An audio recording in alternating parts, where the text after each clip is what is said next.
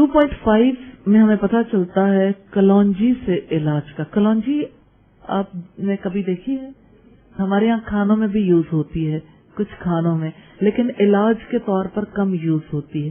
तो आज हम देखेंगे हदीस नंबर 41 और अगली हदीस के हवाले से कि कलौंजी किस किस मर्ज को फायदा दे सकती है। हजरत अबू हुरैरा ने खबर दी, उन्होंने रसूलुल्लाह से सुना, आपने फरमाया स्याह दानों में हर बीमारी से शिफा है सिवाय साम के। और साम का मतलब है मौत, यानी मौत के सिवा, मौत का तो किसी के पास कोई इलाज नहीं है, लेकिन कलौंजी में हर बीमारी की शिफा है। सही बुखारी की रिवायत है, 5688 नंबर है, 5688। और इब्ने उमर की रिवायत है इब्ने माजा में 3448 और इब्ने माजा की रिवायत है 3447 पे।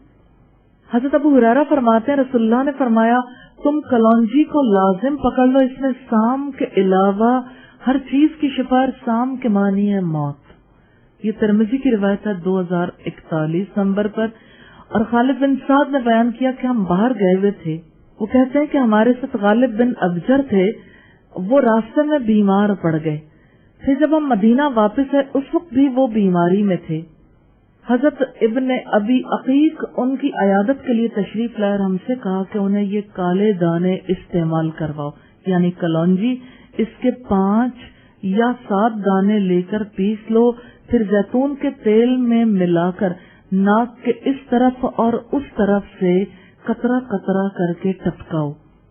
क्योंकि हज़रत आयशा ने मुझसे बयान किया कि उन्होंने नबी करीम सल्लल्लाहु अलैहि वसल्लम से सुना, आपने फरमाया कलौंजी हर बीमारी की दवा है सिवाय साम के। मैंने अर्ज किया साम क्या है? फरमाया मौत। ये सही बुखारी की रिवायत है 5687 नंबर पर और इब्ने माजा की रिवायत है 3449 नंबर पर। कलौंजी के बारे में जैसे ये एक तरीका कार है कि उसके दानों को पीस कर जैतून के तेल में मिलाकर नाक में टपकाया जाए, जिससे पता चलता है नाक और हलक की बीमारी के लिए ये तरीका कार मुफीद रहता है। और अब देखिए कि बाज़ वक़्त ऐसी शदीद खांसी होती है जो खांसी किसी तरह से रुकती नहीं है, या बाज़ वक़्त जो है नज़ला इस किस्म का है जो रुकता नहीं है। खांसी और नज़ले और गले के अमराज के लिए कलौंजी की हल्की सी धुनी भी ली जाती है। और इसी तरह से कलौंजी के दानों को अगर दांतों में या साइड पे बाज़ वक़्त हल्की सी पोटली सी बना के रख लिया जाता है तो उससे भी बहुत ज्यादा फायदा होता है। और इसी तरह से ये बात तो तयशुदा है, इसके तरीक़ाकार के बारे में तो बहुत सारी चीजों से हमें मजीद वज़ाहतें मिल जाती हैं, लेकिन असल चीज जो हम तिब्बे नबवी के तवस्सुत से पढ़ रहे हैं वो ये है कि ये चीजें बतौर दवा के यूज हो सकती हैं और इनको रसूलुल्लाह सल्लल्लाहु अलैहि वसल्लम ने बतौर दवा के एडवाइस किया। हदीस नंबर 44 है, हज़रत अबू हुरैरा फरमाते हैं शोनीस जो है हर बीमारी का इलाज है सिवाय मौत के। कतादा कहते हैं अबू हुरैरा रोजाना उसके 21 दाने लेते थे। 21 दाने कैसे लेते थे? नॉर्मली जो लोग बाकायदगी से कलौंजी यूज करते हैं वो पानी के साथ इसे यूज करते हैं और इसका बड़ा फायदा होता है, जैसे घुटनों के अमराज में, इसी तरह से मुख्तलिफ अमराज में से मुख्तलिफ तरीकों से यूज करवाया जाता है।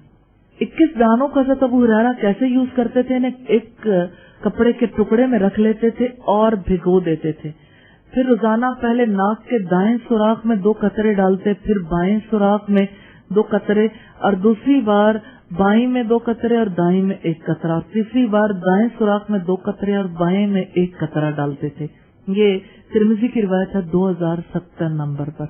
और इससे हमें ये पता चलता है कि कलौंजी से इलाज मुमकिन है और कलौंजी जो है उसमें शिफा है।